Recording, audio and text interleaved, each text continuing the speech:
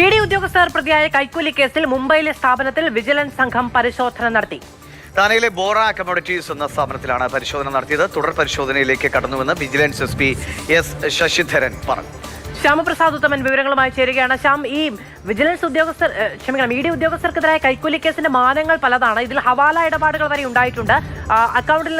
അക്കൗണ്ടിലേക്ക് ട്രാൻസ്ഫർ ചെയ്ത പണം അവിടെ നിന്ന് ശേഖരിച്ച് പറയുന്ന ആളുകളുടെ അടുത്തേക്ക് കൊണ്ടുപോകാനുള്ള വലിയ കണ്ണികൾ തന്നെ ഉണ്ടായിരുന്നു. ഇതൊക്കെ കേന്ദ്രീകരിച്ചുള്ള പരിശോധനയാണോ ഇപ്പോൾ വിവിധയിടങ്ങളിൽ നടക്കുന്നത്?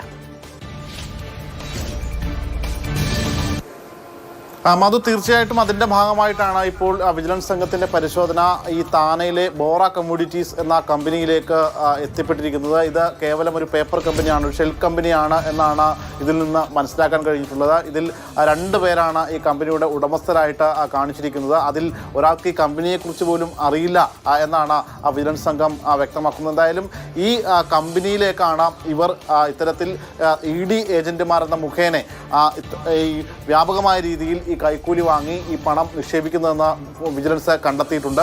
ഇതിൻ്റെ അടിസ്ഥാനത്തിലാണ് വിജിലൻസ് കൂടുതൽ പരിശോധനയും കാര്യങ്ങളുമൊക്കെ നടത്തുന്നത്. കഴിഞ്ഞ ദിവസം ED ഓഫീസിലെത്തി വിജിലൻസ് സംഘം ഇത് സംബന്ധിച്ച നോട്ടീസ് കൈമാറിയിരുന്നു.